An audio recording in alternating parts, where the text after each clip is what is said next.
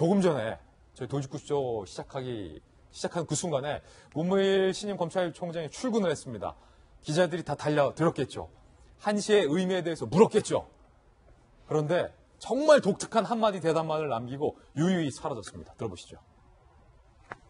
네, 어제 읊으신 1시 내용이 검찰개혁에 대한 부담감을 나타낸 거 아니냐 이런 해석이 나오는데 어떻게 생각하십니까? 오로지 국민만 바라보고 바르게 잘 하겠습니다. 야, 뭐 더 이상에 대한 답변은 아닌데 국민만 바라보고 가겠다. 국민만 바라보고 가겠다. 이거 마이웨이 가겠다. 이거 어떻게 보세요? 두 분 일단.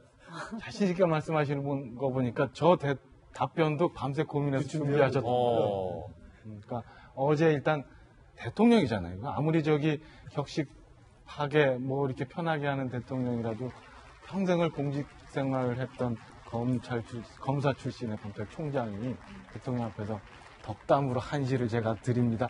가능해요? 상상이? 가능하죠. 작정을 하고 저는 얘기를 한 것 같고요. 문무일 총장께서. 그리고 그 다음에 대통령께서도 첫째, 정치검찰 없애야 돼. 둘째, 공수처 꼭 해야 돼. 셋째, 뭐 검경수사권 이거는 반드시 이것도 작정. 그러니까 어제는 작정 대 작정이 부딪히는 날이었던 것 같은 생각이 작정 대 작정이요. 예, 생각이 좀 들어요. 하여튼 작정을 하고 말씀하신 건데 앞으로 향후 추이를 좀 한번 봐야겠습니다. 어떻게 올라갈지.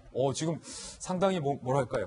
정부와 또 검찰 조직 간의 묘한 긴장감마저 지금 든 대목이에요, 사실은. 그렇죠. 근데 이제 대통령도 어저께 검찰 개혁과 함께 검경 수사권 조정이 필요하다는 취지로 말씀하셨고, 그 다음에 아까 말한 대로 공수처를 얘기를 했는데요.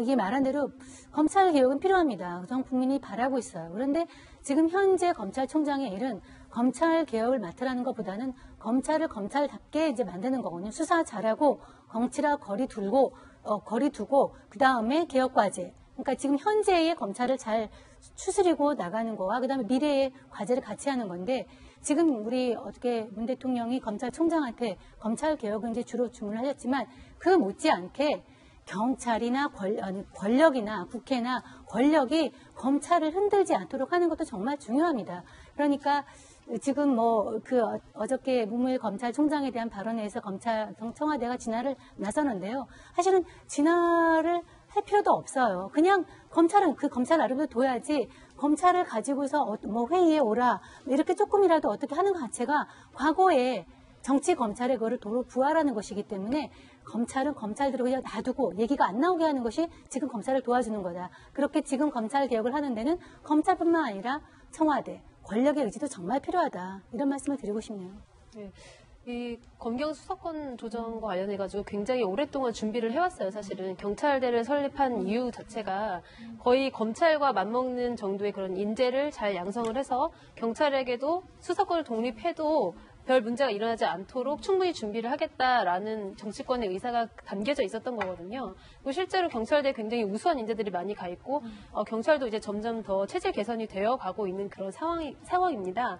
아직까지는 경찰을 믿을 수 있겠느냐 이런 일각의 시각도 많긴 하지만 지금이 아니면 또 이거를 할 만한 그런 타이밍을 잡기도 쉽지는 않을 것이다라는 것도 또 법조계의 시각인 거고요. 예. 만약에 검경 수사권이 분리가 되고 검찰 개혁이 이루어지는 그 방향을 피할 수 없다면 저는 문무일 검찰총장이 직접 본인 손으로 협조적으로 해서 오히려 그냥 검찰이 외부에 의해서 칼질을 당하기보다는 그냥 우리 스스로 해냈다라는 것을 보여주는 것도 나쁜 방향은 아니라고 생각을 하는데 예.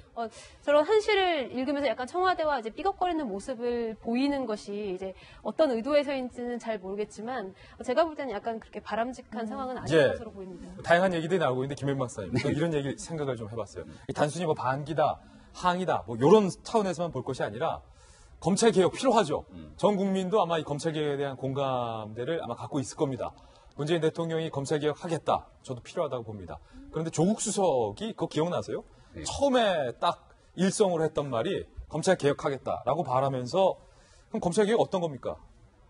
검찰은 청와대와 권력의 눈치를 보지 않고 검찰 스스로 수사만 하는 것. 그게 검찰 개혁의 첫 출발이다. 그러니까 이 청와대와 이 정부도 검찰에게 무슨 걸 수사하라, 압력 주지 않겠다. 저는 이런 의미로 받아들였었거든요. 아니, 조국 수석 임명하자마자 기자가 물어봤어요. 민정수석은 수사지휘 어떻게 합니까? 라고 하니까 조국 수석이 바로 대뜸 정색을 하면서 민정수사지휘하지 않습니다. 라고 강단 있게 모습을 보여줬는데 그 뒤로 과연 청와대가 검찰에 대해서 수사를 지휘하는 모습을 국민에게 보여주지 않았는가라고 하면 얼마 전에 있었던 문건에 대한 발견, 특검에 대한 제출 등등으로 인한 것들이 사실은 이 현 정부에 대한 정치권이 검찰에 대한 압박을 제거하는 과정들을 보여줬는가에 대한 의구심이 들 수밖에 없는 대목이거든요. 지금 이 문물 검찰총장 같은 경우는 여기에 대해서 말씀하셨던 조국 민정수석과 박상기 법무부 장관이 가고자 하는 검찰개혁의 큰 줄기가 있는 겁니다. 근데 이 큰 줄기에는 검찰 내부 조직들이 동의하기 어려운 부분들이 분명히 존재하는 거거든요. 그래서 앞서 한시에 나왔던 하늘이라고 하는 건 대통령이 이 모든 것들을 총괄하기가 좀 어렵다라고 하는 측면들을 얘기하고 있는 거고요. 여기에 대한 개혁의 방향에는 검찰이 생각하는 측면과 법무부 장관 그리고 민정이 생각하는 방향이 다 다르다는 겁니다. 여기에 대한 개혁의 속도와 방향들이 조절해야 된다는 필요를 얘기하고 있는 건데 앞으로 저는 검찰이 정치적 중립성을 가지고 한계를 가고자 하는 방향으로 문무일 총장이 가야만 된다고 보는데 이러한 흐름들을 거부하면서 청와대와 마찰이 일어나기 시작했을 때 제2의 최동호 사태를 혹시나 피하지는 못하는 상황이 오진 않을까라는 우려도 되는데 잘하시기를 좀 부탁드립니다. 예. 아니면 저희가 뭐 여러 가지 얘기했지만 이런 것들이 다 아니라 그냥 진짜 친한 형이 알려줘서 평소에 좋아하는 아저씨가 있다라는 가능성도 열어두면서 오픈된 결말을 남기면서